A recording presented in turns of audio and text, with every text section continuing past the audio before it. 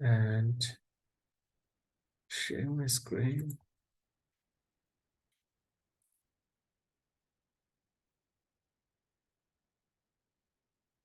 Let me know when you guys can see the screen.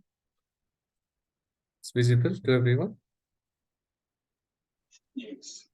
Okay, Arki, your voice is quite slow, so when you question next time, I'll not be able to understand. For now, it's okay, but when you question anything, come closer to your mic, or probably you are on a speaker. So please take care. For now, it's okay. Sure. Thank you.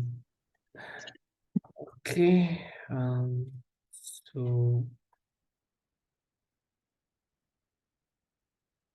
we are on the last phase of the virtual machine segment, which is securing the virtual machine. Okay. So far, whatever we did, whatever the practical theoretical part we have done it. What do you think, guys? What is your take? How do we proceed for securing, and what do you mean by securing the virtual machine? How do you understand that? Okay, and according to your point of view, what could be the ways of securing the virtual machines?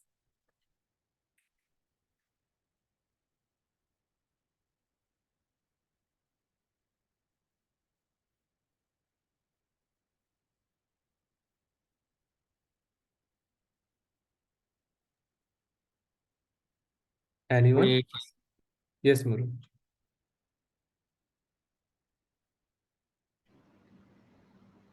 There might be some like public or private access for that virtual machine.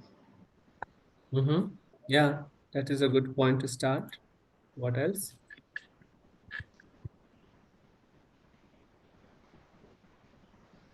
are creating a multi-factor authentication kind of thing.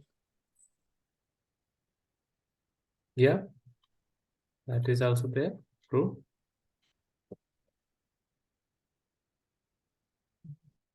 So we have a virtual machine here, and we want to protect. Okay. Allowing some read write permission, like access mode maybe. Okay. So let's start with something like, how do you protect your virtual machine? So first thing first is going to be at the network layer, right? So any sort of inbound and outbound traffic, of course, it will start with the firewall. It start with the firewall. And then the second would be your NSG. You will be selecting, you will be choosing the right set of port and inbound and outbound port that need to be open towards or after hitting your virtual machine towards your inbound and outbound. Those things you will define it under NSG, right? That's what we understood. What else could be your access and delegation?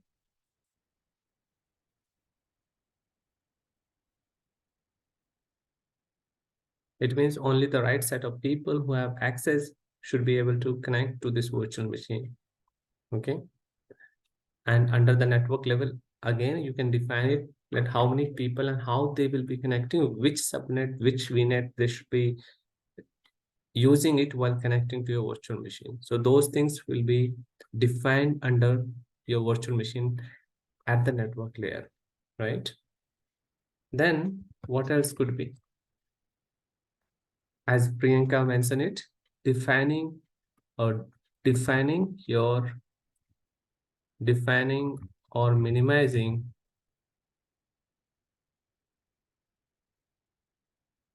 of exposure to public interface. As we know, right, the virtual machine which are at most important, for instance, your virtual machine which is hosted, which company website is being hosted on the virtual machine. So of course, that is something that you need to expose it over the public interface. But at the same time, it is a SQL server, it is a database server.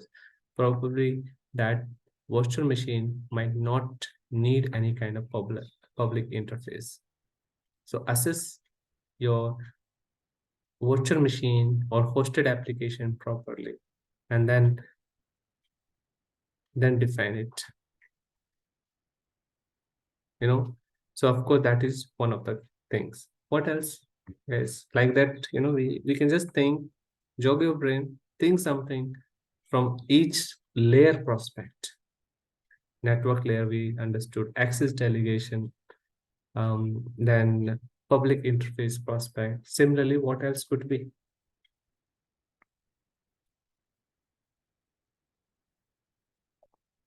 From application perspective, what about some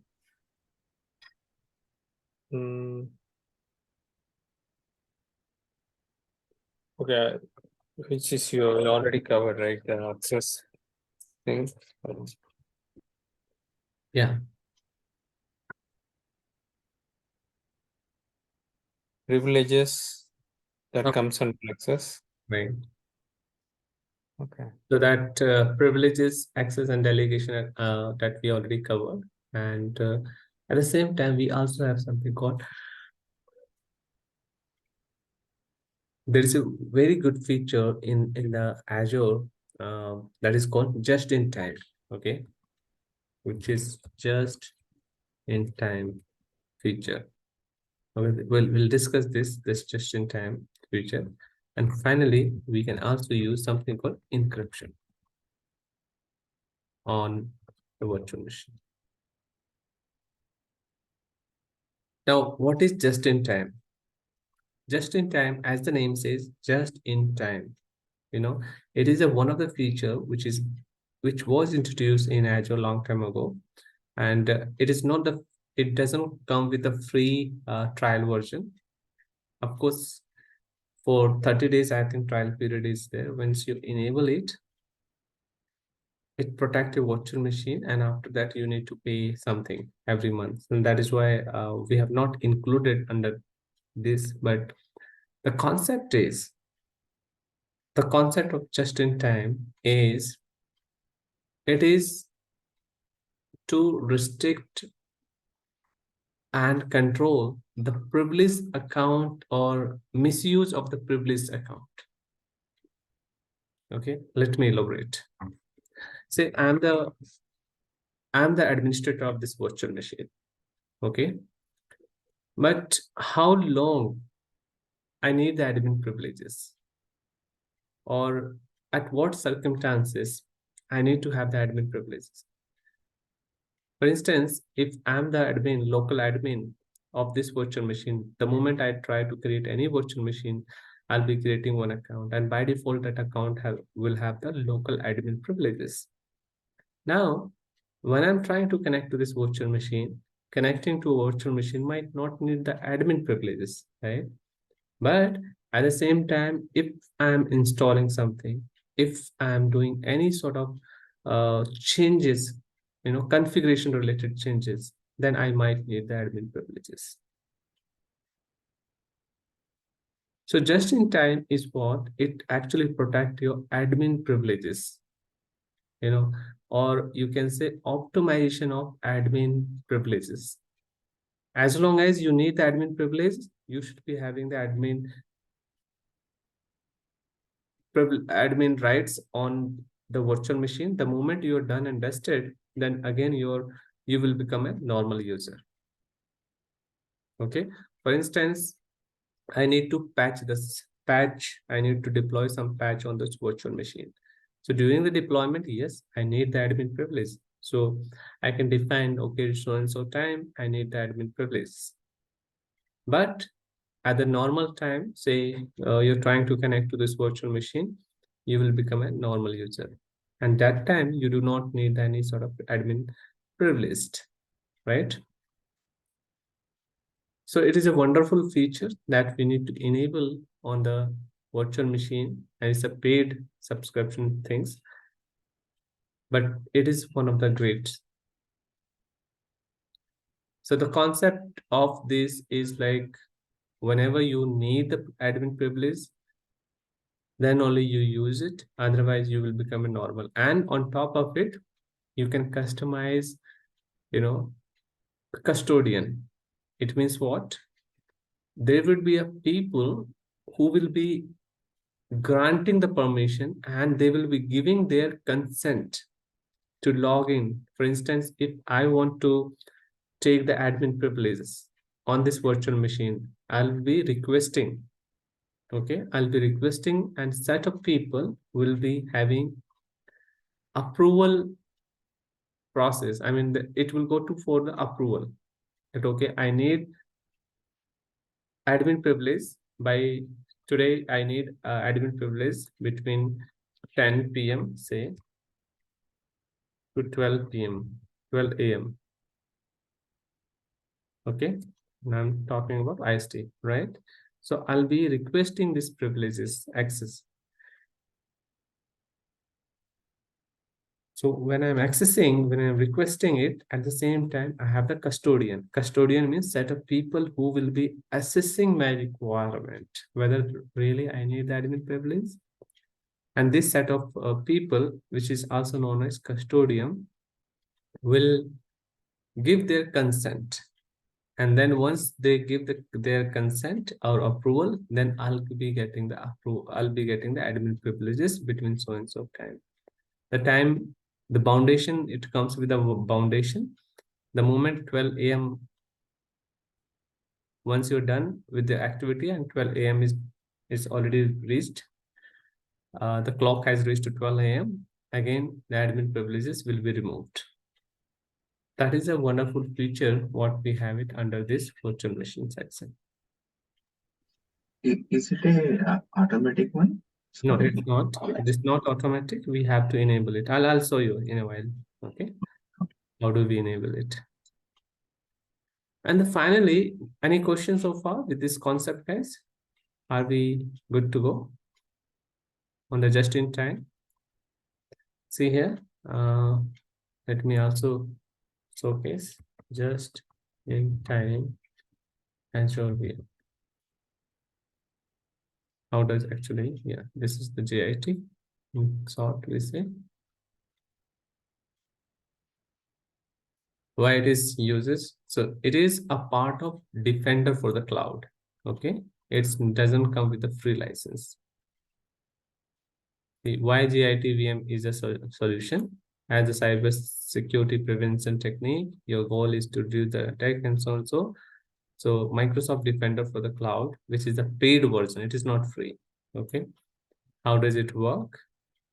And then see here, this diagram.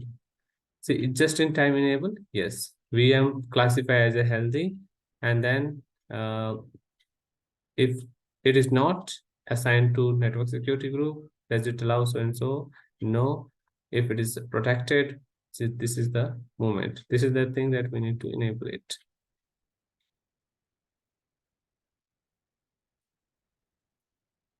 In AWS, this is something what we have it. So AWS and Azure in both, we have it just in time.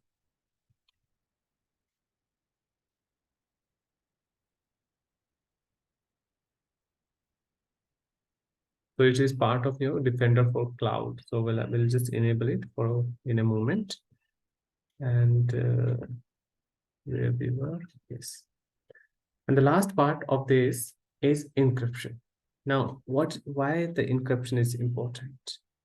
How many of us are using, or probably in your laptop, if you're using company laptop, your company laptop will have this encryption enabled by default. And why the encryption we're talking, and why it is so critical, forget about virtual machine in the Azure for now. Think it is your laptop, company laptop, and you are on business tour. What happens is, if your laptop, God forbid, if it is being stolen, or you lost the laptop, So the company will not bother about the asset because it's fine, it might happens because we are the human, but they at most they will talk about, they will care about the data what you carry, right?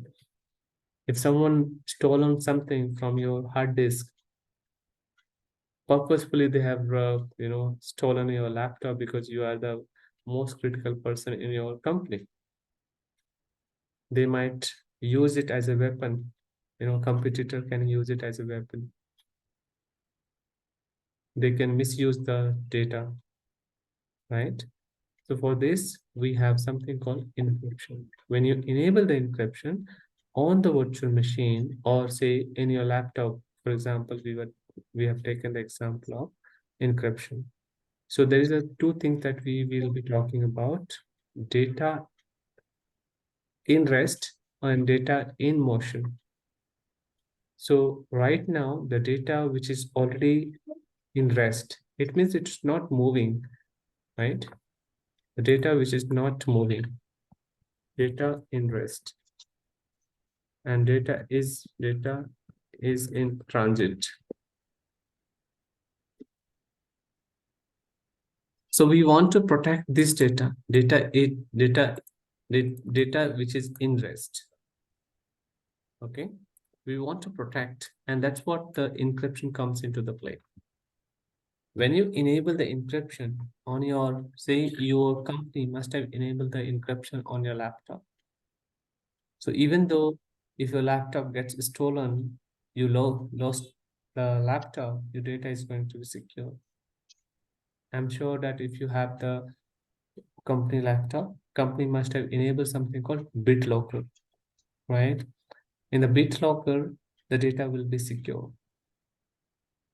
And if you don't know the password of your BitLocker key, you will not be able to connect to your partition what you have it, C drive, D drive, E drive, whatever you have. A similar fashion, we will be encrypting the virtual machine hard disk by encrypting partitions. Yes, RK, please go ahead.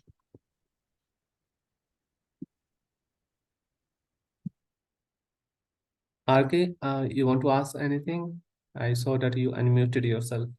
Yeah, no, sorry. Okay, fine. So we are talking here, data is in rest. So when your data is not moving, even though you have to protect your data. And that is why encryption comes into play. Data is in transit is something like when the data is moving.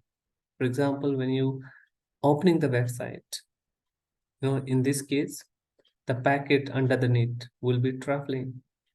And of course, data is moving from one place to another. That is something that also you need to protect. And that's what we have something called HTTPS layer, TLS layer. SSL is like obsolete nowadays.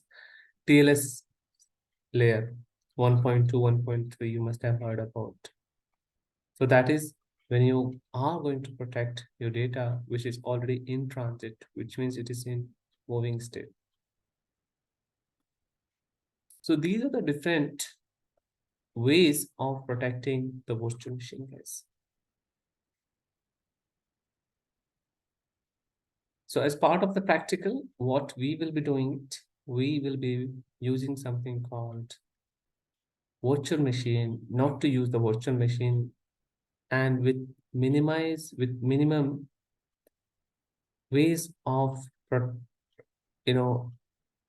or what are the ways where we should not expose our virtual machine over the public network, still we should be able to access some or other way.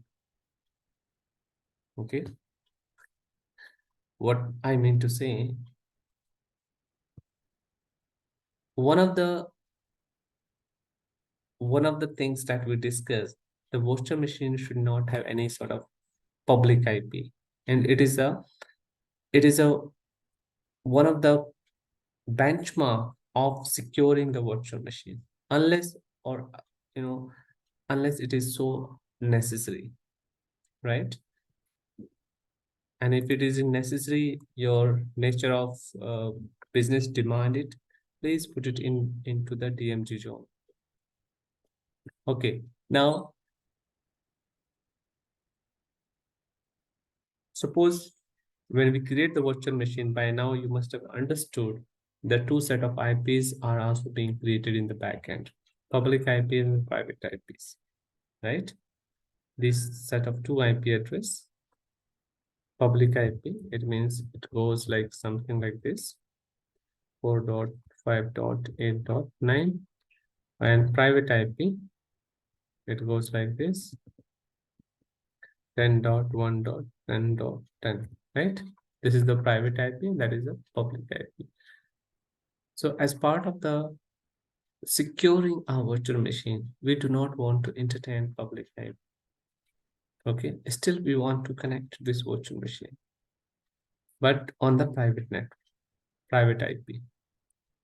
Okay, so how actually possible in Azure environment? Maximally or majority of the time, predominantly we are using something called three techniques. Three techniques. What we will be, as we progress, we will be covering all the three topics, but today we are going to cover something called questions. Okay, so if you want to connect virtual machine using the private IP address, okay, suppose if I want to connect, I am on public network. From outside, if I want to connect virtual machine over the private IP, not on the public, so I have a three methodology to connect. One is something called Azure Bastion service. Okay, second is known as Azure firewall, and the third one is VPN. So using any of these techniques, we should be able to connect to this virtual machine over the private network. We will not use the public IP. Of course, you know, the 3389 port and all that has to be open as per the best practice, but we will not use the public IP to connect to virtual machine from my local system, for example. So these are the different techniques and methodology to use to connect to your virtual machine by using the private IP.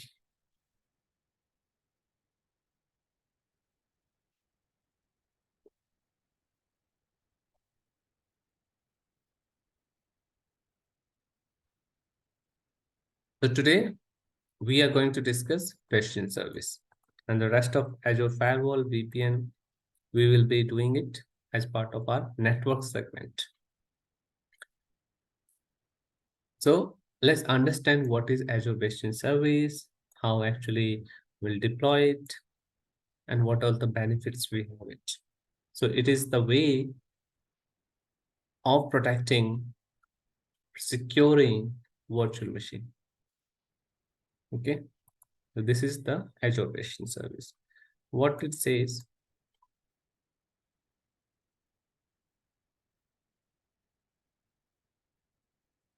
Azure Bastion is a fully managed PaaS service that provides the secure and seamless RDP and SSH access to your virtual machine directly through the Azure portal.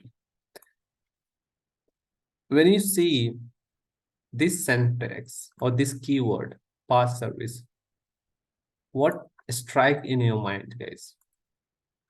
What do you mean by PaaS service? We already discussed PaaS, IaaS, SaaS. Now, when you say the Azure is a fully platform as a service. Yeah.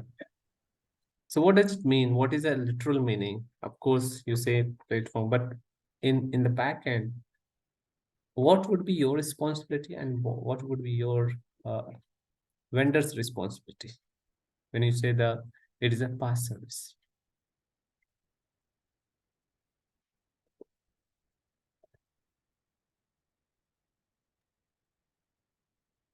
So it provides the anything other than the application and then the software, what the vendor, I mean, whatever the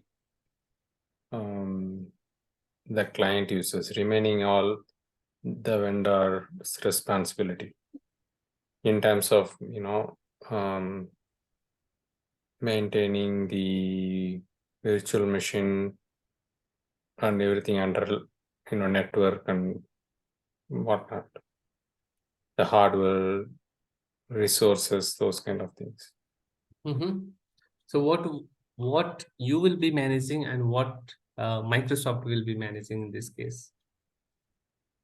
I will be responsible for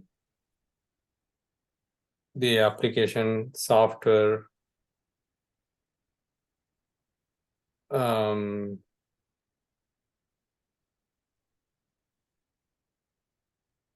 yeah, And what is Microsoft responsibility? the hardware, VM creation, the network layer, storage. Correct. So you will be as a subscriber owner, we will be just utilizing this service without worrying about underlying hardware, software, storage, no. And it is a flexible enough, it is a scalable enough. It means today you deploy the Azure Bastion service in one of the network. Tomorrow, your another network need the Azure Bastions you can deploy. So it is like it adjust the network as you grow, it adjusts, it provides the scalability over the period of time. So Bastion service is fully managed PaaS service that secure the seamless connection RDP and SSH. It means it works wonder across both the platform, whether it is a Windows or Linux. Okay. Logging to Azure log into your Azure virtual machine and avoid public internet exposure, guys. Using SSH and RDP with a private IP address only. Okay. So we will not use the public IP here. Instead, we will be using private IP address. Integrate and your traverse existing firewalls and security parameter using the modern this. Using SSH keys for authentication when logging to your Azure virtual machine. So these are the different terminology why people are using the Bastion service. What is the advantage of the Bastion service? And architecture, this is the high level architecture. Right now, how we are connecting. Let's try to understand this, guys. How we are connecting. Say, if I'm the user here, I'm the user. So I'm connecting directly to Azure virtual machine, right? And for this, I need to have the port number 3389 open on the virtual machine and along with that public IP, right? Public IP, then only I should be able to log in and connect on this virtual machine, right? Now using the Azure Bastion service, what happens is I would be first connecting to the portal instead of directly connecting to the virtual machine. And once I connect to the portal, behind the scene, this Bastion subnet and the Bastion network comes into the play. And this Bastion service will have an intern connectivity towards the virtual machine, a target VM, whether it is a Windows, Linux, anything. Under this subnet, I should be able to connect. Under this subnet, how many virtual machines are there? I should be able to connect all. Okay. I have a question.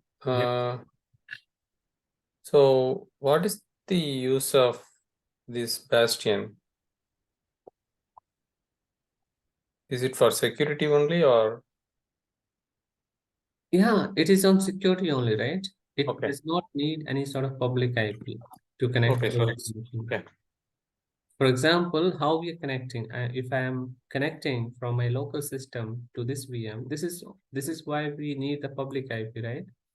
I'll be not connecting to the private IP address, or I'll not be able to connect.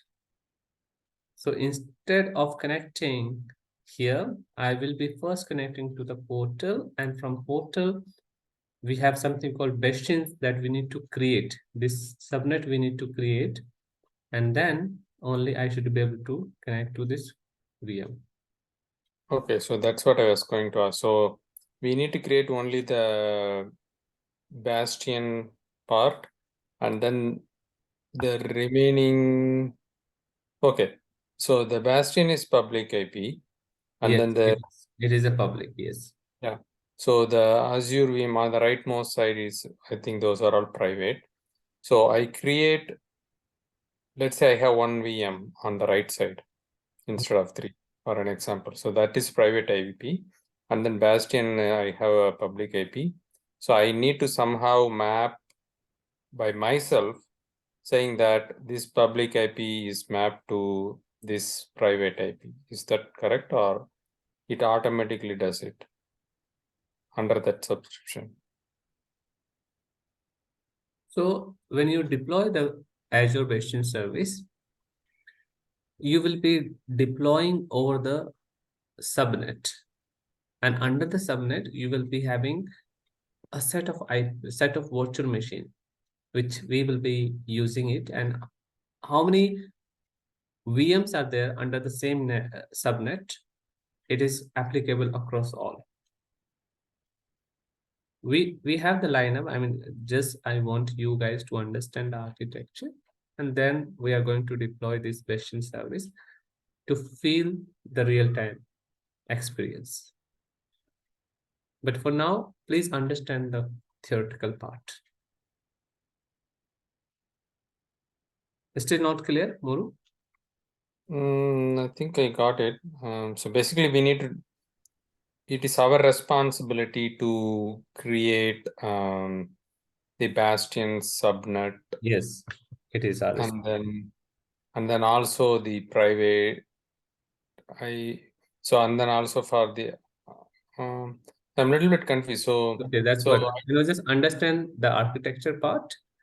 Just after that, we'll go to the portal and deploy in a chronicle way. okay. So what I was thinking is it something like DNS entry, right? No, So no, I it's not. It's not DNS no, entry. that's what I was thinking in my mind. I know it is not, probably it is not like, that's what I was keep on asking. Yeah. So this public IP is mapped to this private IP, something like that. That's what I was thinking. Okay. So it's not like that. Let's not. Okay. Are we clear, guys? On the theoretical part, any questions?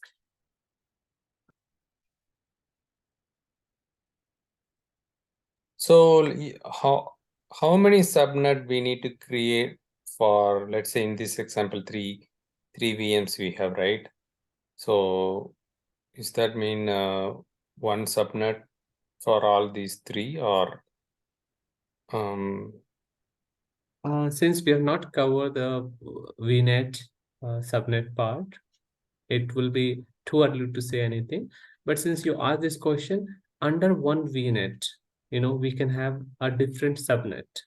And under the one subnet, you can have a multiple virtual machines. Okay, so subnet is the smallest unit. And again, there is something called subnet, super netting, subnetting. So again, there are so many in-depth under the network concept. So we can have n number of virtual machine under the one VNet. And so that is we need to define. yes, It's that not is something not. that is something that we need to define. We can define it. Okay, I got it. Okay. I thought it is automatically assign group of VMs under one subnet. No. So let's Okay. go to the portal and implement this one by one so that we should be able to clear this concept.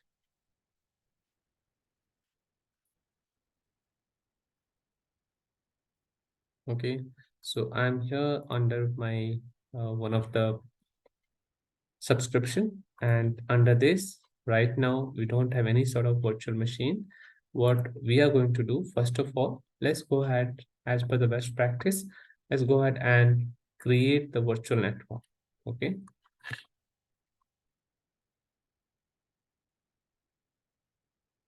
here it is. Right now I don't have anything, so if, first of all, you need to create the resource group followed by virtual network. So while creating the virtual network, we should be able to see that.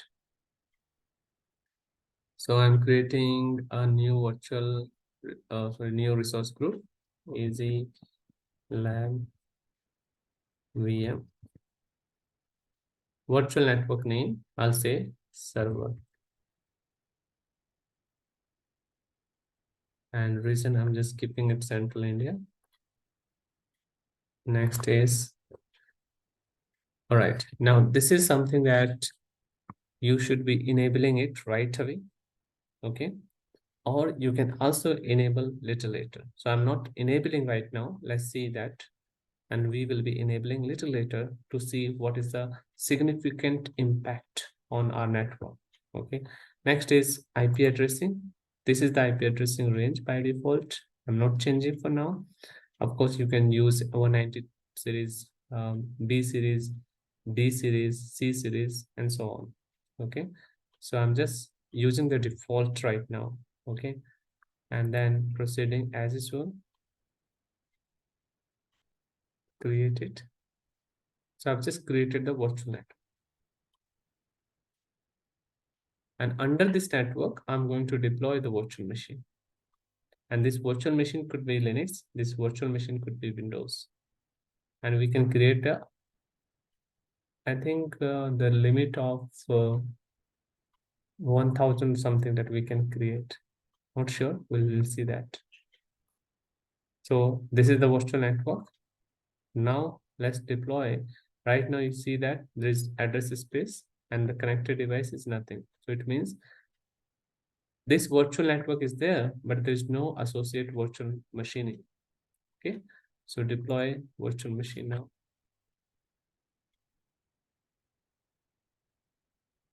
Let's deploy one Windows virtual machine and we can deploy one Linux also. Here it is. I'm saying Win server 101. Availability, I don't want for now anything. Standard. And I'm going with the Windows server. This one. And going with the D series.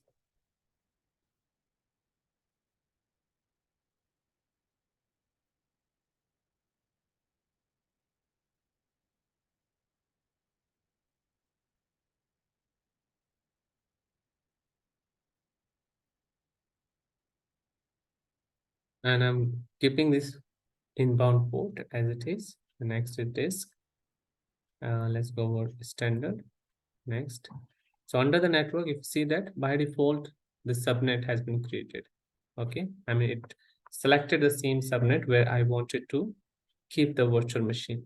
And of course, if I had created the subnet, I would have defined that, okay, this is for Windows server subnet, and this is for Linux server subnet. You know, that level of granularity, level of categorization that we can do it. Next is management. I'll just hit on review plus create. So this virtual machine will be created. What is missing?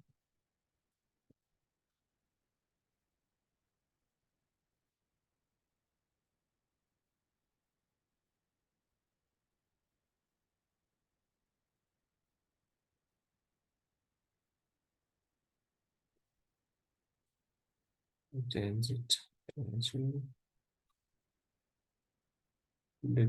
Create.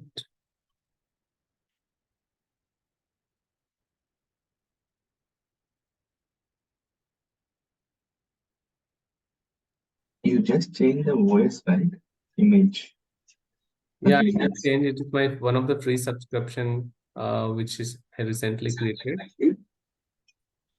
It's not my normal subscription. I have MSDN, so this is like one of the recent free tier account. Just like that I had created, so I'm using it. So free tier subscription comes with the restrictions, guys, for your information.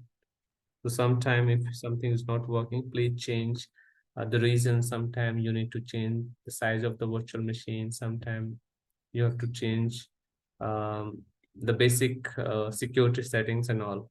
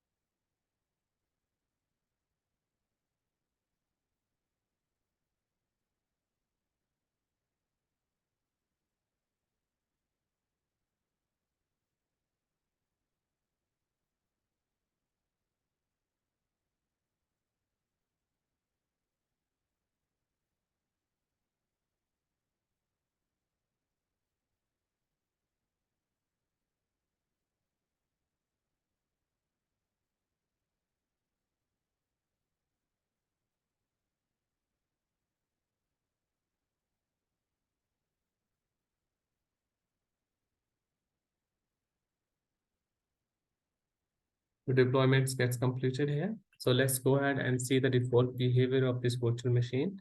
Go to resource, connect to this. Now you see that we have set up public IP and we also have something called private IP.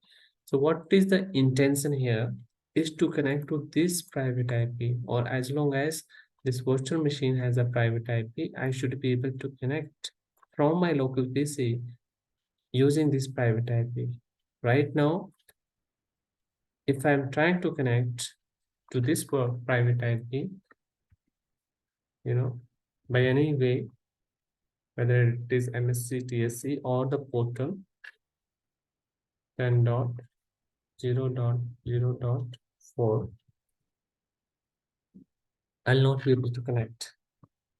So that is a default behavior because the private IP, it's not meant for connecting over the public network, because my Azure virtual machine is in public network and I'm sitting on my local laptop.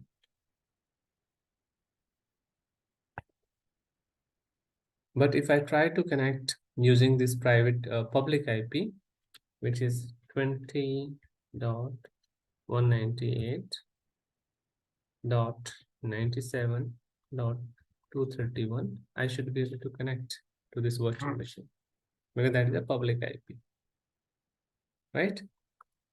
So the intention is to avoid the public IP as much as possible and use only the private IP. So what we need to do now, we need to enable something called bastion service in order to facilitate these settings. And how do we enable it? We have to go to the network section, not on the virtual machine. Remember, we talk about VNet and let's see limitation. How many VMs or VM size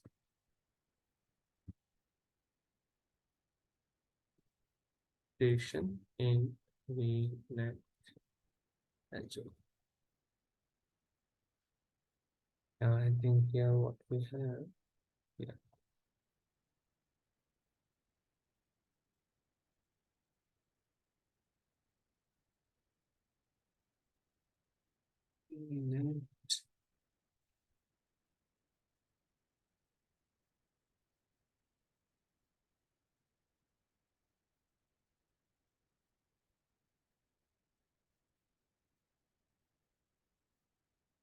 So virtual network by default 100 we can create.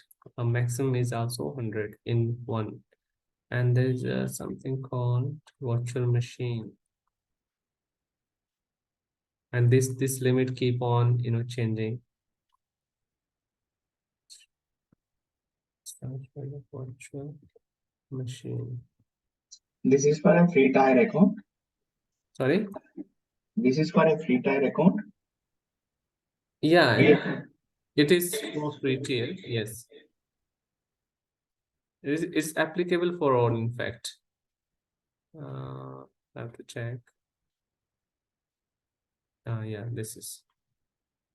So per cloud service, we can create 50, and then Azure resources per subscription, 25,000 virtual machine per availability,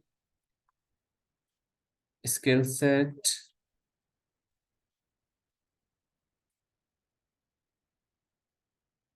I think 100 virtual machine we can create, or 1,000. I'm not sure, guys. I'll just check it out. It should be somewhere here only. Should be 1,000. 1,000, I think we can create it in one VNet. Okay. We'll check it out. So the intention is here that we should be deploying the virtual Azure patient service under the virtual network. Okay. So if I come here and hit on this, there's something called subnet. Okay.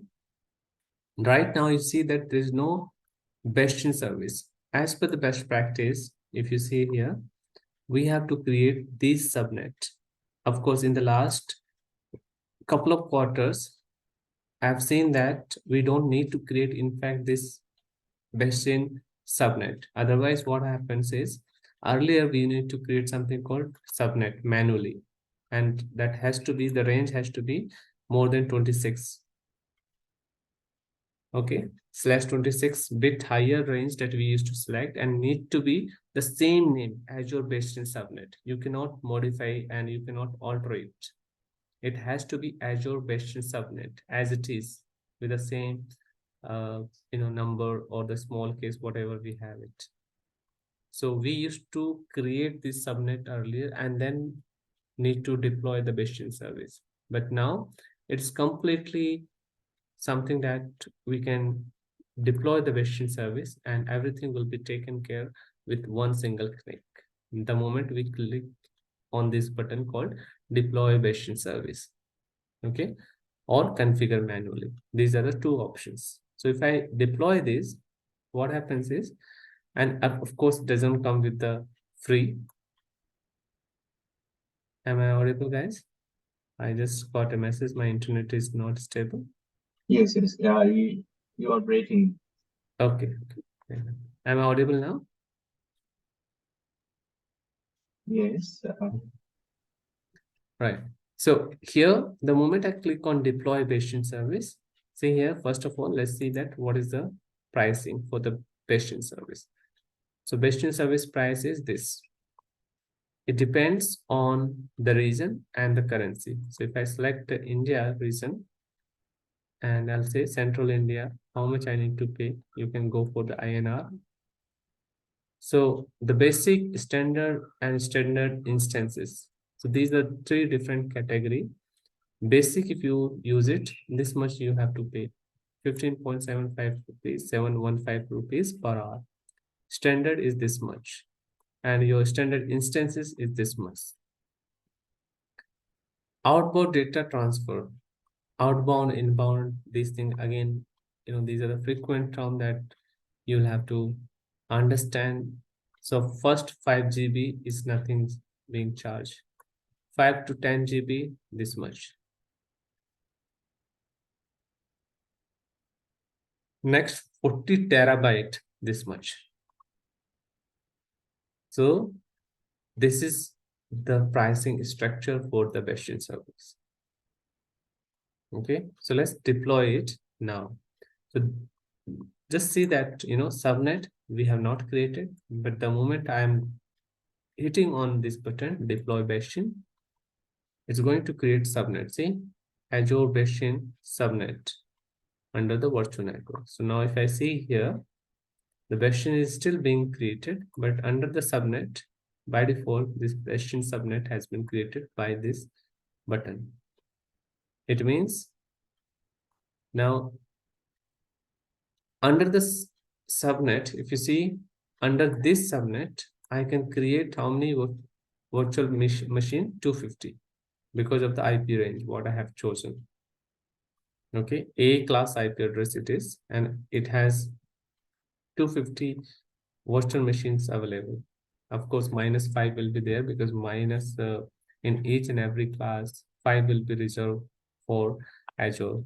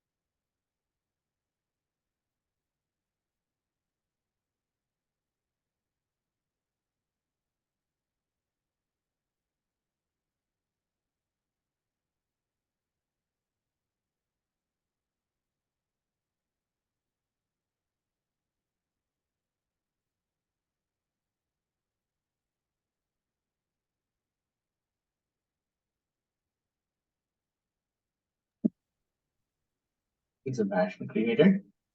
It is being created. It will take a few minutes for Oh, this service. okay. See here, it is still being created.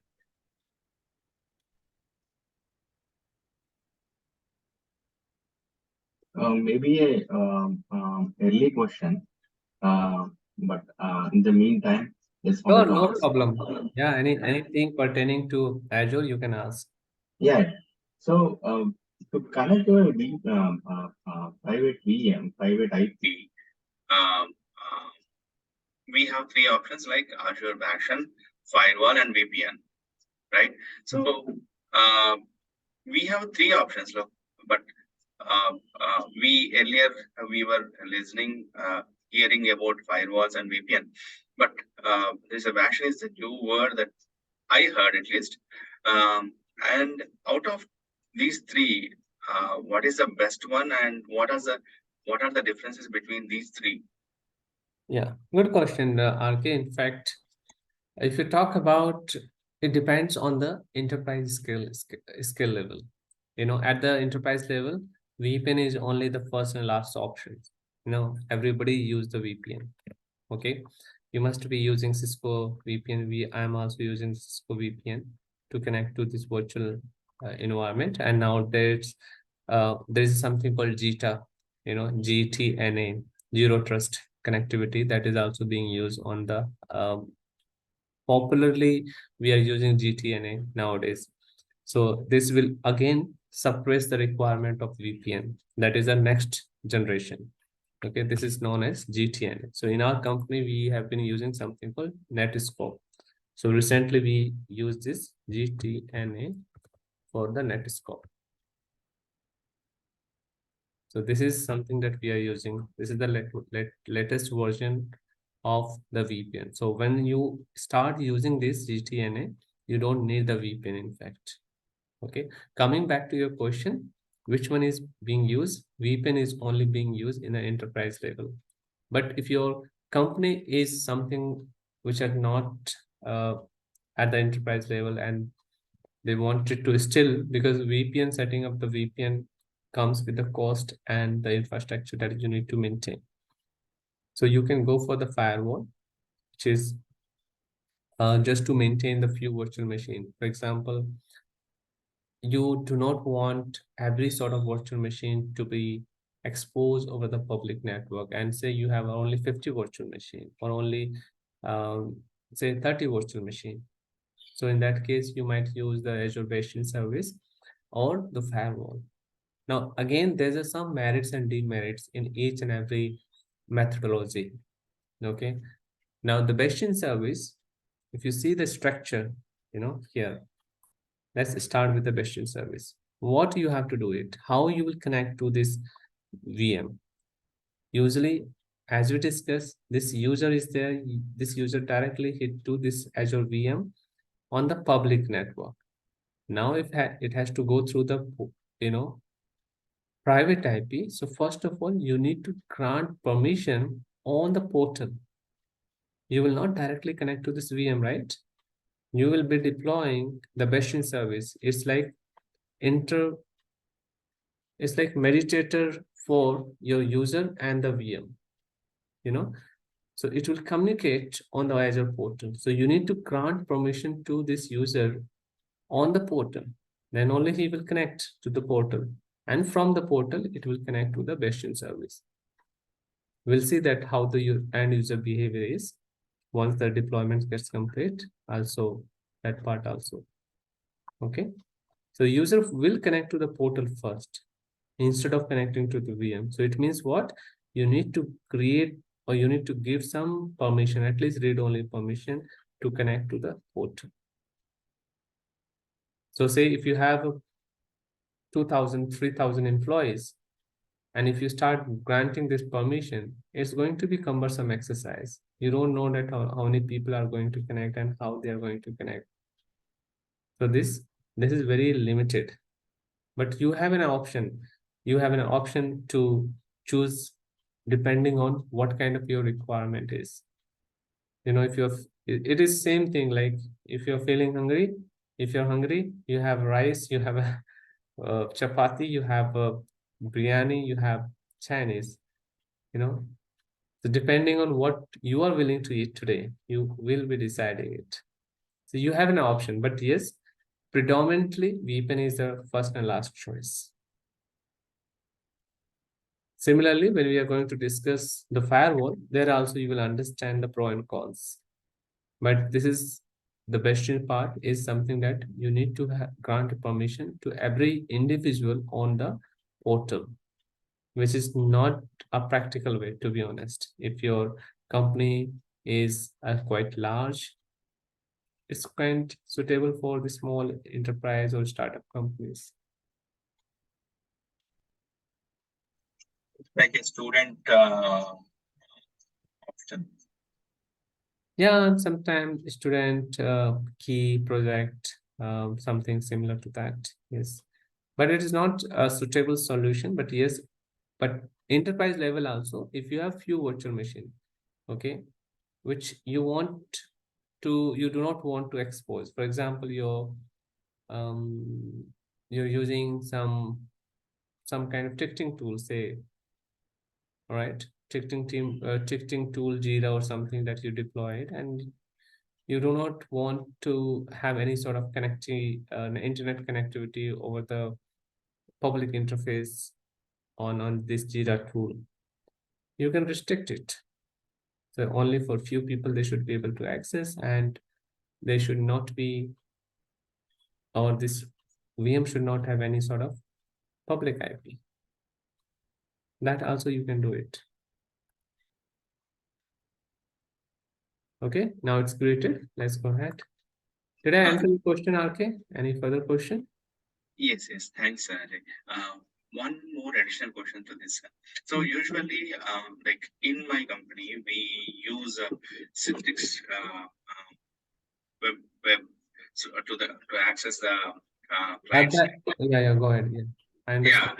Yeah. Mhm. So there we are not connecting to any VPN or nothing. We just open that Citrix one. Yeah, and so that is not the VPN, RK. Let me clarify. That is something called VDI, right? VDI, correct. Yeah, that is called VDI. So VDI concept is different. In Microsoft also, it is something called Azure Virtual desktop AVD. So here it is different. There we will be, I mean, the concept itself is different here. You know, you will be connecting to the VDI, which is their setup with the environment where you do not need any sort of the VPN. Okay. So there they will be using some kind of I had deployed you know, some during the pandemic time. I have deployed in my company something called Azure Virtual Desktop. So that is a VDI concept, which is not relevant to this. The concept of this is, suppose you have few servers in Azure, which say some file server, some Linux servers. And being a user, I want to connect to this server. So instead of connecting to the way I'm connecting or over the public interface, I'll be using this patient service just to secure my overall environment. Okay, so VDI is not at all relevant example here. Okay. Yeah. Okay. Right. So here we have, now you can see that Azure patient is deployed. Now if I want to connect, I'll go to the virtual machine, connect here. Okay. Now if I connect here, so instead of connecting to this, I'll be using something called Bastion. And see here, I'll be using the same username and password, which I had used during my deployment. And let me remove the public IP. Now I can remove the public IP for this virtual machine. Let's go ahead and properties, sorry, under overview, deassociate. So I'm going to deassociate this public IP.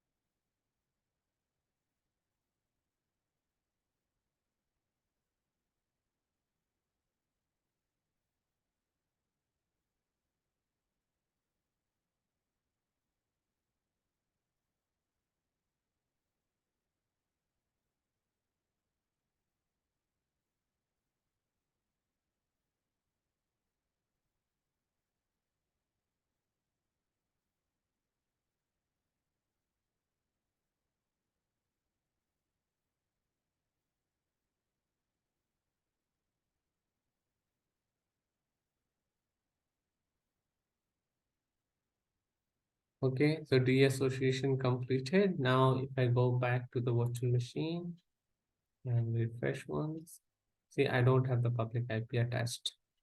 And I do have the private IP, which is very much here, but there's no public IP. And if I want to connect using MSC TSC, I'll not be able to connect native. Okay, if I select the RDP, try to connect.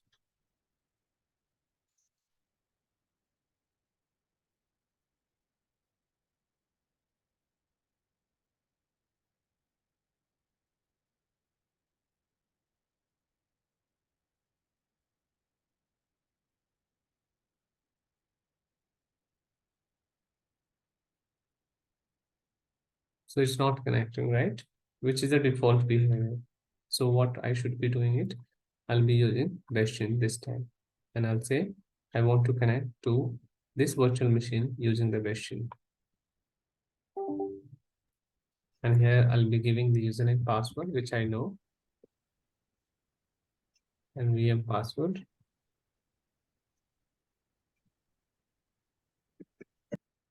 And hit on connect. So now see here where it is taking me to. It's taking me to the browser, and from the browser it is opening the RDP. It is not the native RDP. You guys see the difference? It is taking me to the browser here, and now I'm able to connect. Now this is the virtual machine inside it. This is the virtual machine. So if you hit on this button, you see that connection is secure. Certificates, it is bestin.azure.com. And here, if you go detail, this is the certificate issued by Microsoft, and it is being used for the Bestin service.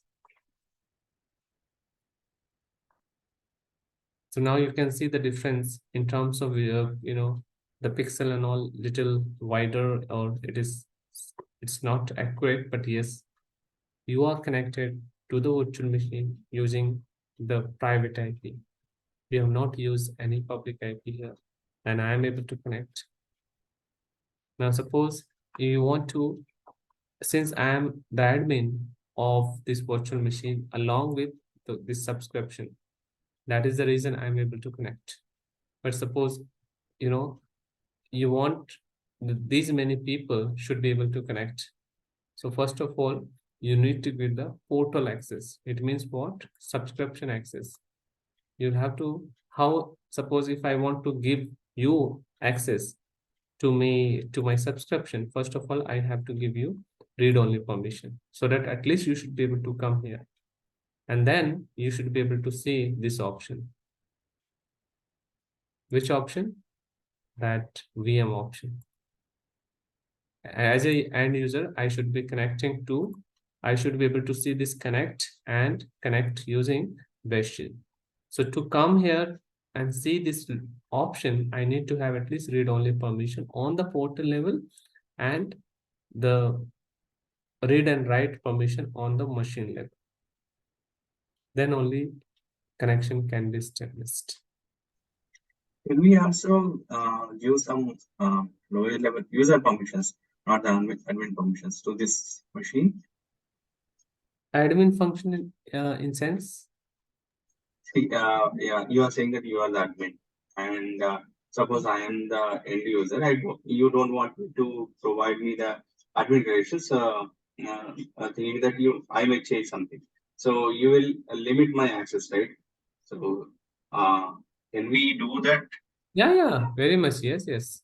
We can just say that, okay, I don't want you to give here. We can grant and give the access also. Here we will be giving. First of all, you will have to give permission, and this is like on the virtual machine level. Then again, inside the virtual machine, you can go to the local machine and grant the permission. Here you will be giving access basis on what kind of access you need it. This is your access control management for the virtual machine, subscriptions and all. And inside the virtual machine, you can give again, you will be having local users and permission, local users and group. There you can grant permission. Here you will be giving co-administrator or something. Role assignment. Here we have plenty of roles, like reader. By default, you will be giving the reader permission. And similarly, virtual machine administrative login, you can give it. Virtual machine user login, that also you can give it to anyone this way. And once your user is having these two permission, he should be able to through to the portal, subsequently into the virtual machine. So here, from here also you can give it, or inside the virtual machine also you can grant permission.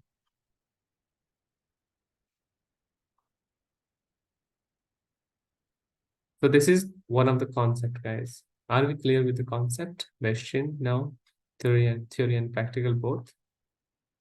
Any questions so far?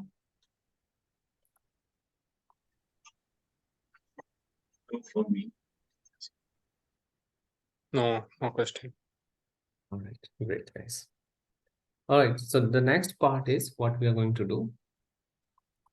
Just give me 5 minutes, guys. Oh, quick 5 minutes.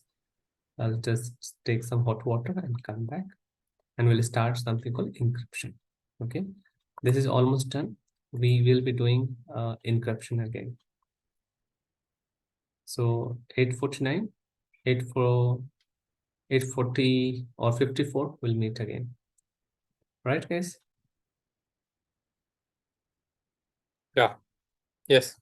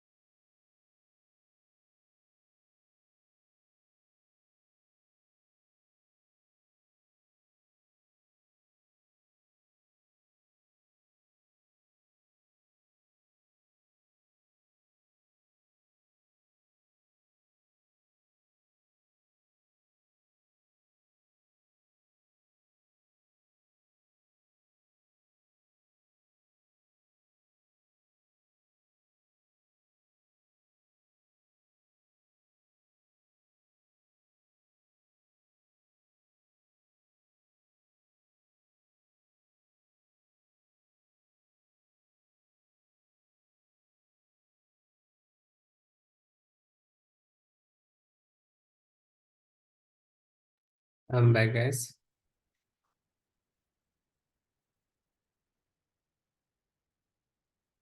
Everybody's back, guys.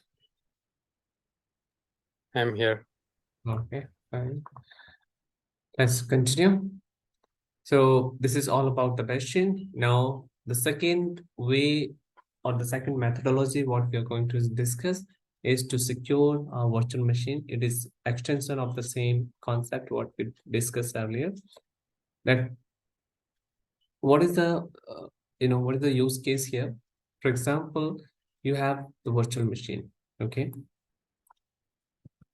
and we are talking to secure the data, right? And under the virtual machine, you might have a few partitions. Partitions means your drive. It could be your C drive, it could be D drive, right?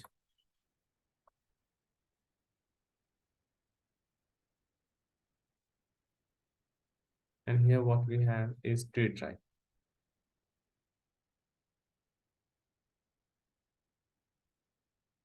So this virtual machine by default have partitions. Now, what we discussed a little bit earlier, that C drive, D drive, whatever drive we have it, we wanted to encrypt it. We want to encrypt it, right? And why we are doing this encryption? Because there's a concept called data is in rest, right? So if you see there's something called data is in rest, okay?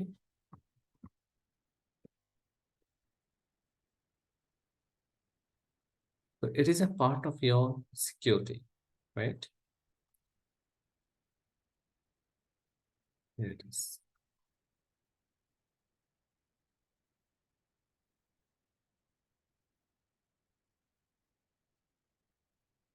So why we are bothered about what is data, what is the encryption at rest? You see that? What is that? Encryption is a secure encoding of the data used to protect your confidentiality of the data. Encryption at the rest design is so and so, and it has the symmetric key to encrypt the data. The same encryption key is used to decrypt the data. Data may be partitions or different. The purpose of this, so and so. These are the different components. You see that keyboard, Azure Active Directory, and these are the encryptions. Encryption at rest in Microsoft Cloud Services, software as a service, you can see that, and infrastructure as a service. For solution for pass encryption, your compute. Right now, encryption is very much there for IaaS, storage, and compute. So we are talking this part, okay? All managed is snapshot images are encrypted using this storage service encryption using the service managed keys. A more complete encryption at rest solution ensure the data is never persistent in unencrypted form. Okay, while processing the data on virtual machine, data can be persistent to the Windows page file or so and so. And that is the reason we have something called this one. And again, some more information about encryption.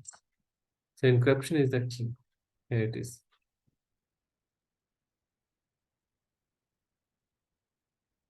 So we are talking the compute encryption now. This is how we are going to do and accomplish how we are going to encrypt our data, which is there on our C drive, D drive. So if I'm coming here on the virtual machine, trying to connect, I cannot connect now with the same. So I have to go and connect using the machine service.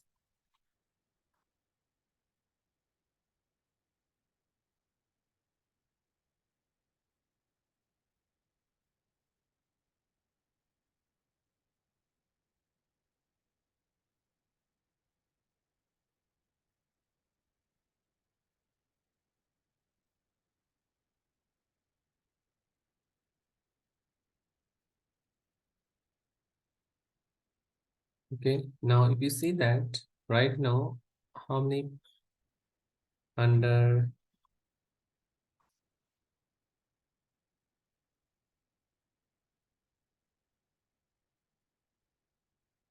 C and D drive. I have C drive, I have D drive. See the symbol. Right now, I don't have any sort of lock, right? I don't have any sort of lock. Now, once we enable the encryption, you will see the lock symbol. Okay.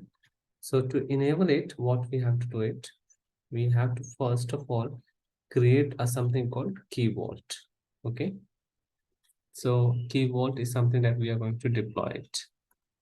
What is the key vault? Key vault, for I think if you recall, we talk about it's a safe repository where we will be saving the password, certificates, PKI, and username and passcode manually, and so on and so forth. So that is something that we are going to utilize the key vault to encrypt our virtual machine data disk. Remember? So what we have to do it. We have to come to the portal here, and first of all, wherever my virtual machine is located, it means in central India, I need to deploy something called key vault in the same location. Okay. Create the key vault first of all. And I'm using the same resource group. Key vault's name, you can give anything. My demo vault is already okay. 09 is taken. And then we're going to deploy in central India. Pricing, let's keep it standard. Premium, you're going to get some more features. Next is nothing. Okay, here something that we have to enable this, all the options. Azure disk encryption for the volume. So if you click on specify whether the Azure encryption is permitted to retrieve the secret from the vault. Okay, so we will be giving all permission for now. And here you should be able to give all permission and then click on review plus create.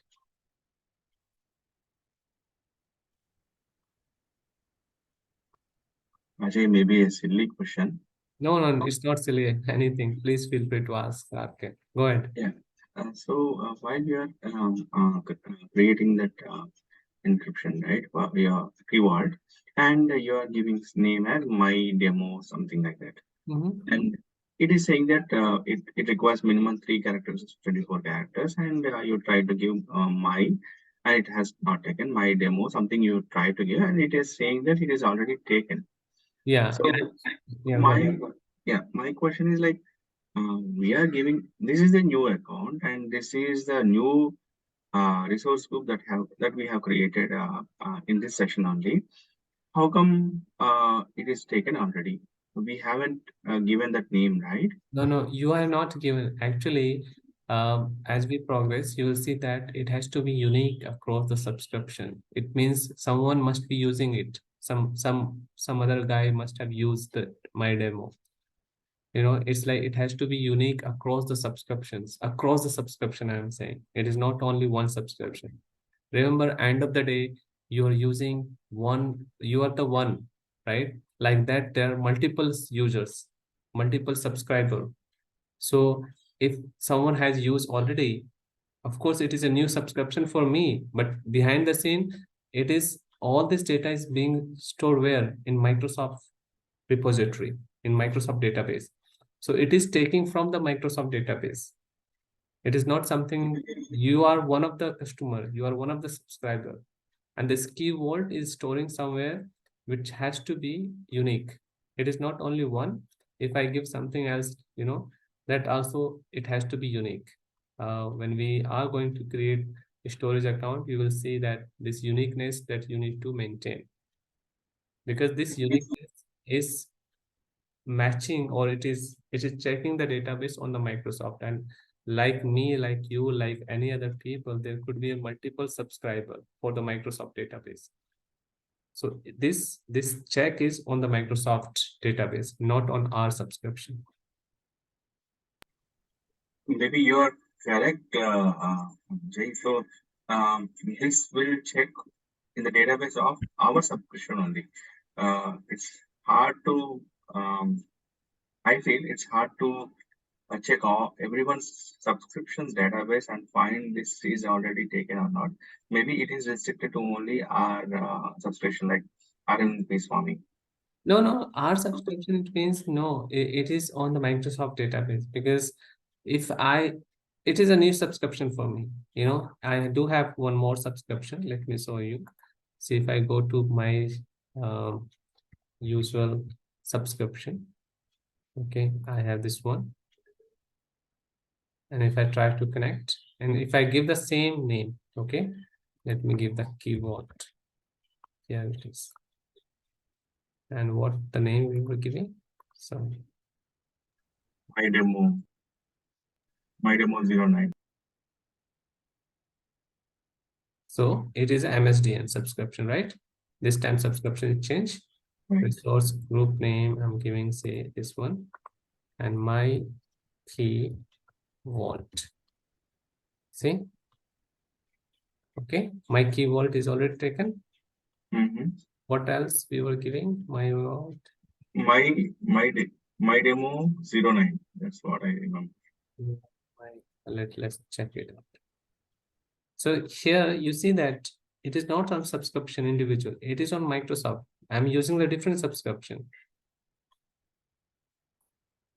My demo vault. Okay, this is what my demo vault. It's already in use. Okay. Okay, and I'm changing the here region. It was taking US. I'm changing the region. Doesn't make any difference, right? 09. It has taken because it has not yet created here. See? Okay, there's a hyphen here, but 09 is not something unique. My key vault, it's not unique. Someone has already used it. Can you try with hyphen? No, I'm giving the example. Now, if I have to use some, permutation and combination, so it will accept. Use the same name, 09. Yeah. Yeah. So it will accept because I have not created yet, right? I need to hit on create. Here, if you see that, the same name I have given, but I have not hit on create. The moment I create here, then I'll not be able to create the same name here under the different subscription. Okay. Can you please do for a minute? Create and give it a try. 1 minute. I'll just use the same name here. Copy the same name so that we should not have any kind of ambiguity. Let's create it. Okay.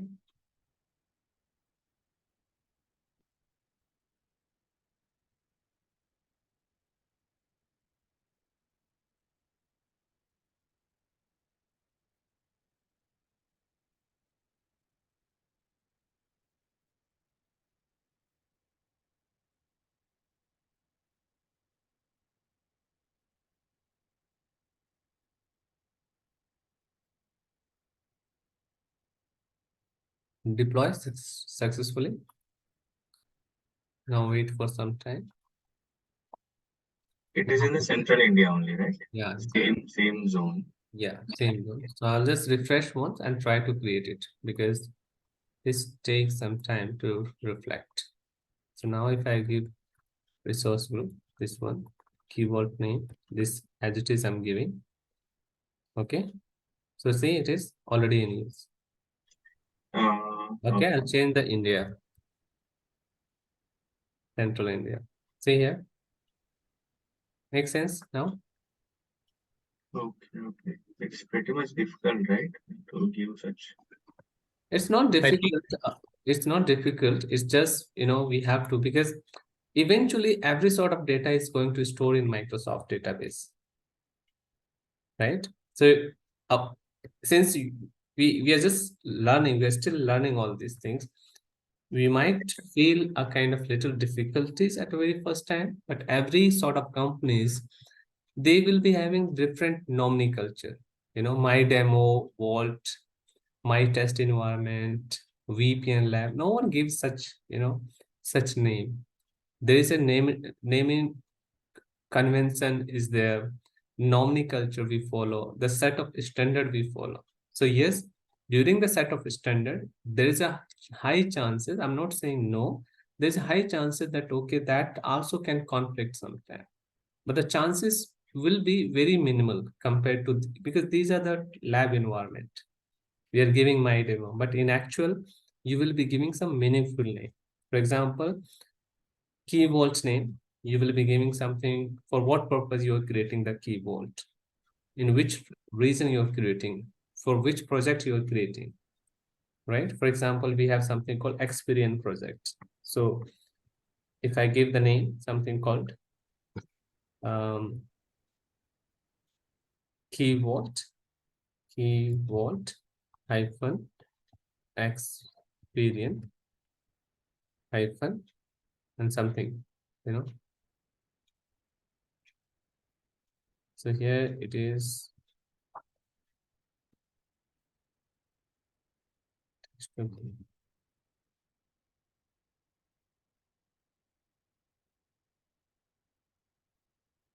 So it's unique, you know. I'm just giving one example, Normally cultures can be different. My test lab, your test lab, my demo. These are pretty much common. That is the Okay. reason it was conflicting. Yeah. Got it. Clear now? Yeah. Thank you. Sorry for the silly question. No. It's not silly. Yeah. As long as we are getting the concept, feel free to ask anything. Okay. All right. Thank you. Let's come back. All right. So here the demo has been, the key vault has been created now. It is. Key vault is done. What next? Now we will be using one script here. Okay. I have the script ready. So we are going to encrypt all of our partitions using that script. So I'll open the PowerShell. Are we, one more thing, guys. PowerShell, we have not started anything, right? We have not Yes. deployed the PowerShell. We have not deployed the virtual machine using the PowerShell. That No. is also pending. Okay. So we will be doing it.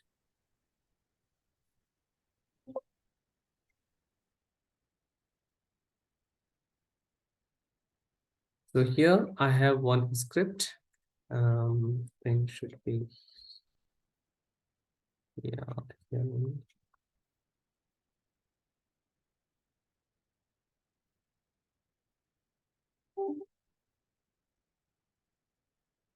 Allow me one moment.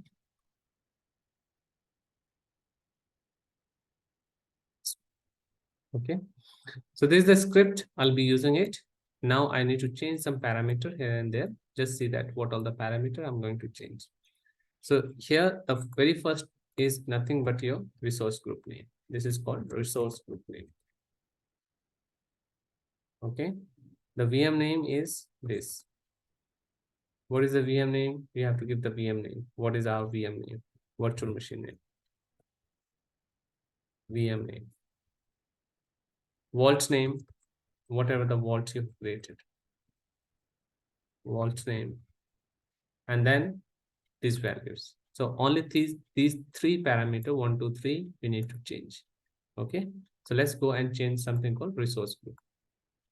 And of course, I need to first connect to this subscription, right? So for connecting it,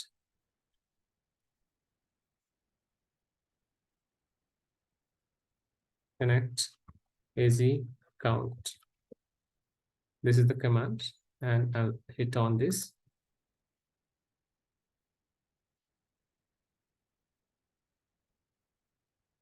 And I'll be giving the name.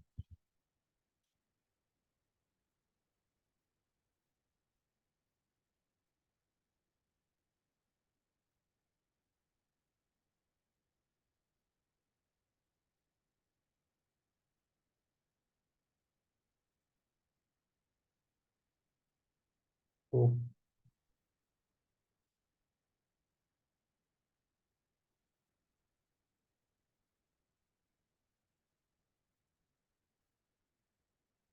So I am connected.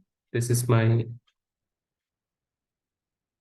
subscription. Let me check why it is taking this account.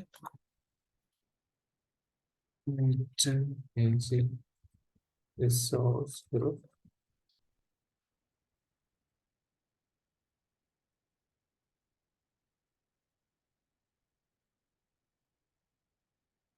Easy resource group.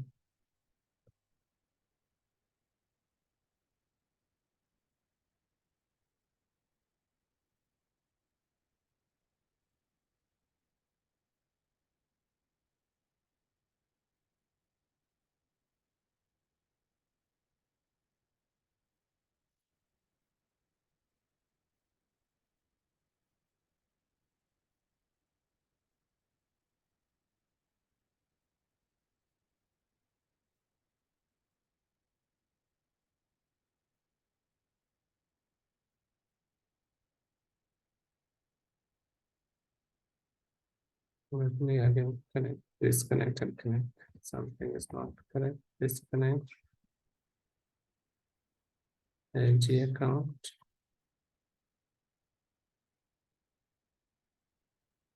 And then let me try to connect again.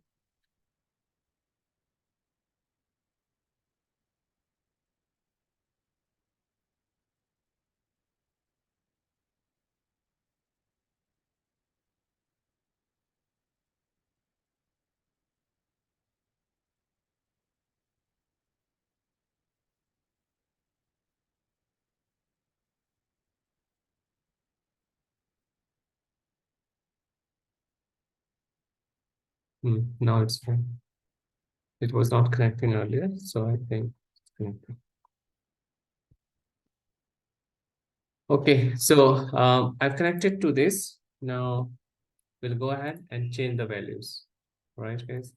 So first of all, I need to change the resource group name. So if I go back to this, so what is my resource group name? This is my resource group name. I'll copy it, come under this script, change the resource group name. Then the VM name. What is the VM name? I have it. So VM name is, first of all, change the vault. Then we'll change the VM also. So this is my vault. I'm going to change it. This is my vault. The VM name, I think,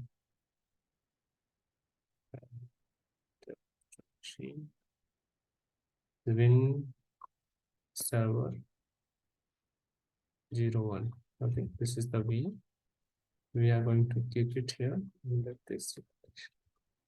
Okay, so resource group name, VM name, vault name, and then key vault.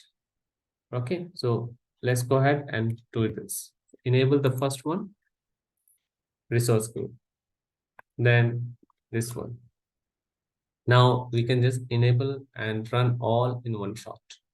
Now remember, guys, this volume we are keeping all. It means if you see the partition of this virtual machine, C and D, every sort of partition will be encrypted. If you do not want to encrypt D drive, you can only say the C. Okay, this parameter, which is here on this volume tag all. So I'm just going ahead and saying that, okay, enable across all encryption, enable it.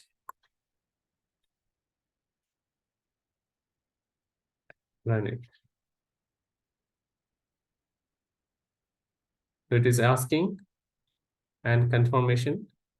This command like prepare VM encryption with me, reboot machine, so and so. So you want to continue? Yes. In PowerShell, so it will take only the line which we highlighted and run the code. Come again, RK? In PowerShell, it will take the only highlighted line and run it, not the entire script. No, the entire also we can do. In fact, I just wanted to so that, okay, one by one also we can do. In one shot also we can enable it. I mean, we can execute it. In one shot means you selected all, selecting all. Yes. Here, okay, let it be run. I'll show you. Here we have two options here. Selected one and F9. See here, run means specific to, and here for whole script. Okay. So this PowerShell also we have to do it. We will be doing tomorrow, most likely.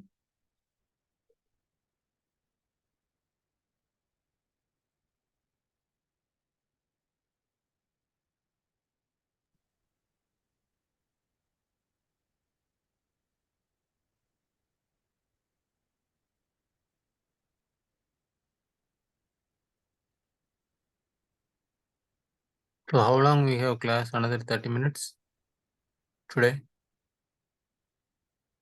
You feeling sleepy, Moru? Oh, Yeah. yeah, I have a long day last 2 days. yeah. So We'll try to wind up because even I have to go for my daughter's sport activities today. So I'll be leaving early. Okay, so now you see that, guys, encryption is completed here, right? You can see succeeded code is true, status code is okay, and nothing else, no error. Now, if I connect to the virtual machine here, see by default, log symbol has come. It means these two partitions are encrypted now.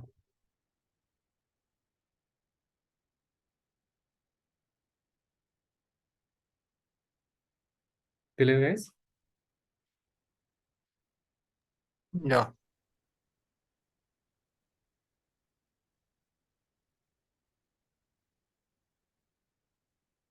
Okay, so this is all the encryption. The last part of this section is the virtual machine skill set, the deployment of the virtual machine. Let's also do that practical today, and then we can wrap up. Okay, so we understood the virtual machine skill set concept, which is nothing. I think I've done it, yeah. Let's try to recall. Have we not completed this one skill set? Skill set, I think you have done. We've done it, right? We talk about, the different parameter, memory utilization, CPU utilization, disk space utilizations, and IOPS. We completed that, Moru. Okay. We I think I thought we did only the theoretical part. No, we Maybe did. we did the theoretical part. We Yeah, created theoretical part we did, I think. not the practical. Okay, nonetheless, even though we are not done it, let's do it. It will just give us a refreshment session for us.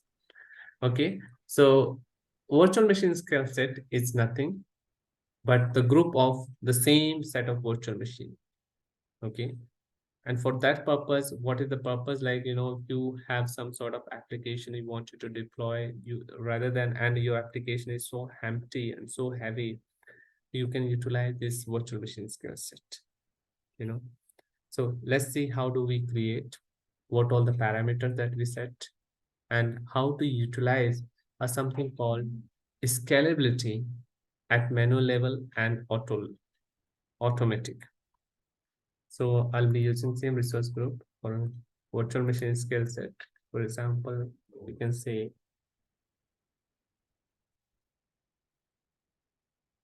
web servers. Okay. Reason I'm keeping it Central India. Availability zone, keep it nothing. And here is the orchestration mode, that how this orchestration will work. Flexible, achieve high availability at a scale with identical or multiple virtual machine type. And here we'll go with the standard image. I'm keeping Windows 2019. And here I'm giving this one. So for now, it seems to be that you're creating the virtual machine.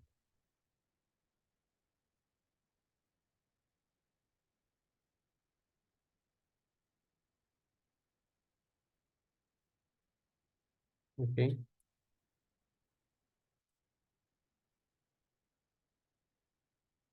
This is network, standard network. And here is the scaling. initial instances, how many virtual machines you want to kick off, at the time of deployment. 2 is a minimum. You can change to 4, 5, whatever. Okay. Scaling policy, it is manual or custom. So do not make any changes. Of course, we can change it. Let's go ahead and deploy it for now.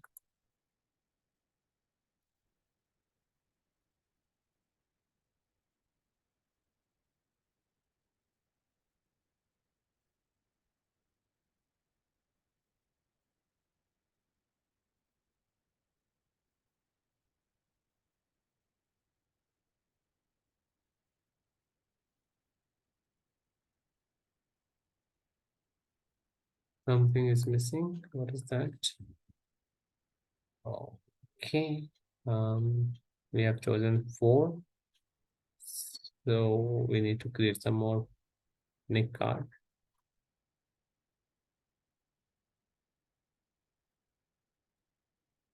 And what is here? So this one also we need to change. Okay. Refresh the content. No, not here. We have to change the size then.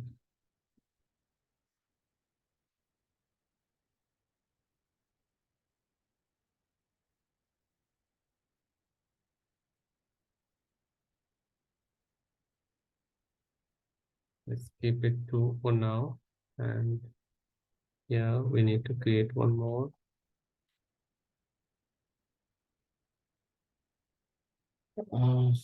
This is some free tier account issue.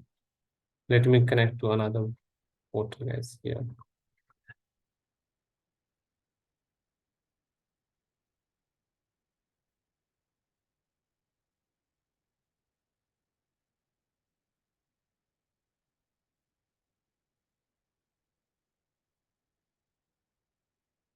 And here I can create people lab.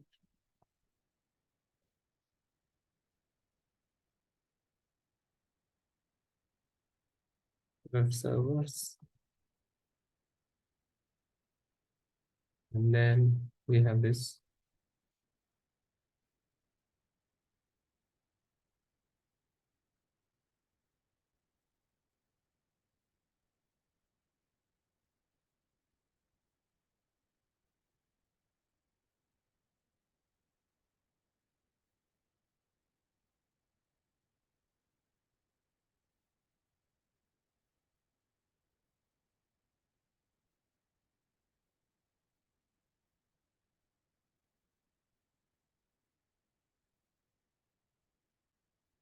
Same things, everything I've chosen here and I'm able to succeed here.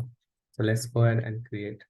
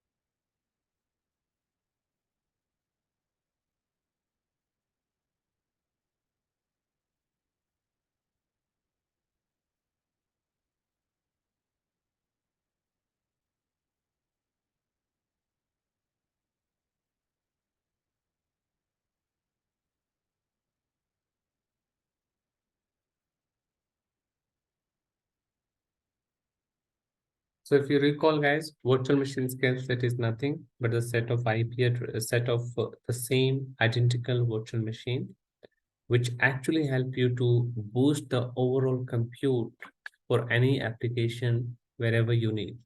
Okay.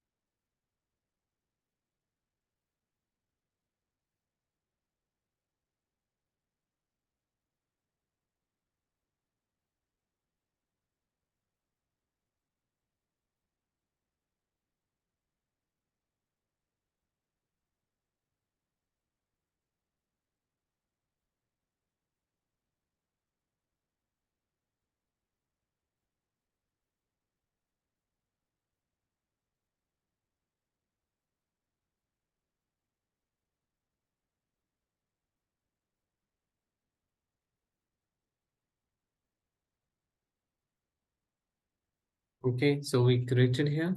Now, if you see that, how many instances are running? 2 instances are running with the web server, and these are the Windows platform. You can see operating system, what all the operating system, who is the user, who is the admin, all you can see it from here. Now there is something called scaling policy. Manual scaling is something that we have chosen. So if you recall, scaling, we talk about horizontal scaling, vertical scaling, and then there's something called manual scaling. Manual scaling you will do when the requirement comes and you know the trend, right? By so and so time, your application need more compute. So you can go and change the scaling this time. That okay? For example, at evening, I have to, by evening 6 p.m. to 10 p.m., majority of my or number of users will be hitting to my website. So I can change the instances, but it is really impossible to manually predict any kind of instance, any kind of hit. So what you will be doing ideally to use the custom auto. Custom auto skill set is what? Let the system decide. Let the system decide, and you will be setting some criteria. Basis on that, you're automatically either your compute will be added or removed from this auto skill set. For example, this is my auto skill set resource group.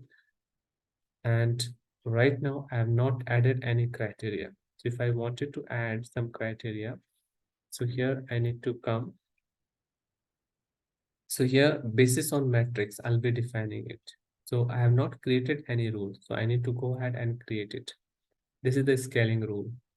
Okay. Now here is the criteria. I think we have covered this, but nonetheless, let's complete.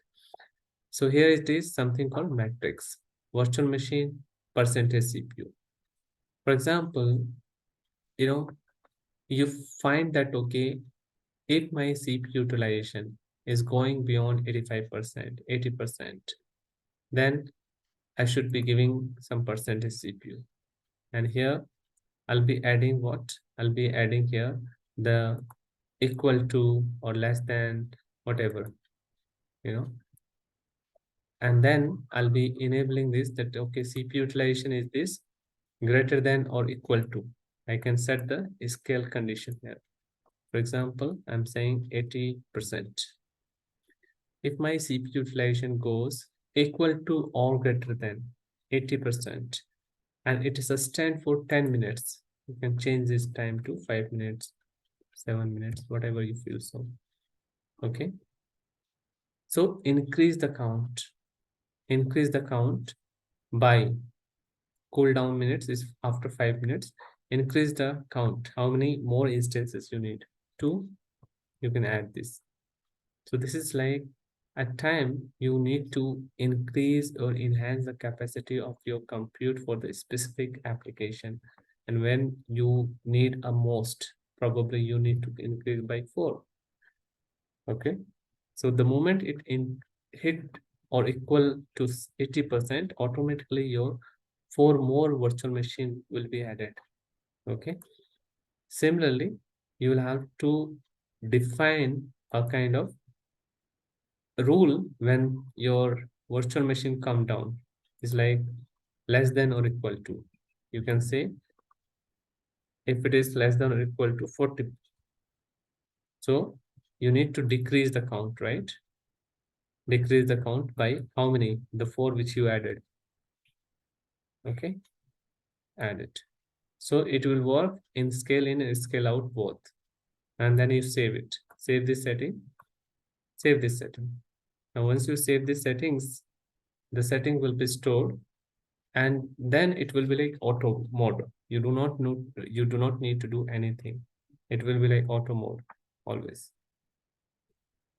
So this is something we have done it as part of scaling. At any point of time you feel so that you need to change the sizing of this VM, you can do it sizing also.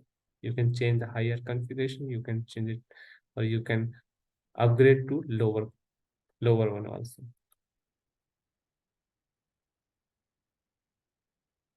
Okay, this is the use of virtual machine skill set.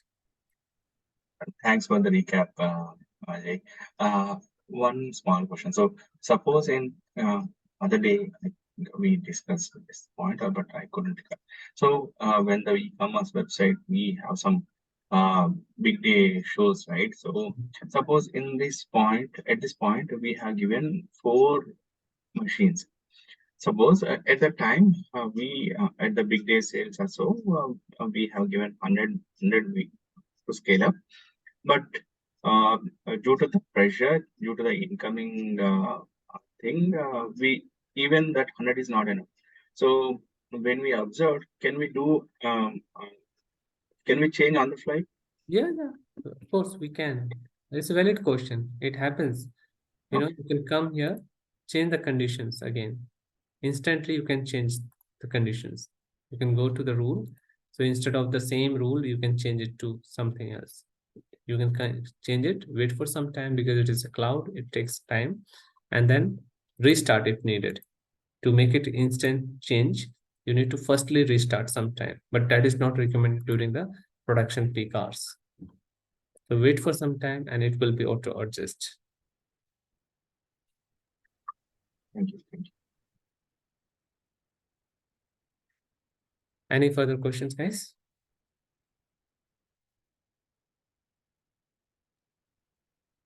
No, as of now. No, not for me. Okay. So let's do one thing. Let's wrap up the session for today. We'll continue with a new session called deployment of virtual machine using the PowerShell. So of course, I'll be giving you some heads up. If you're not familiar with the PowerShell at all, we'll understand the basic nitty-gritty first. And then subsequently, we'll deploy the virtual machine using the PowerShell. Okay, that would be the theoretical, very less theory tomorrow. It's going to be more hands-on. Okay, and tomorrow only we will be able to wind up this one virtual machine section. Other than this, there is nothing pending on this. And then most likely from the next week onwards, we'll focus on the network. So this virtual machine segment will be completed. Okay. Cool, guys. Thank you so much for your time. Then see you tomorrow at the same time. Bye-bye. Take care. Yeah, bye. Thank you. Thank you. Yeah, Bye. bye. Thank you.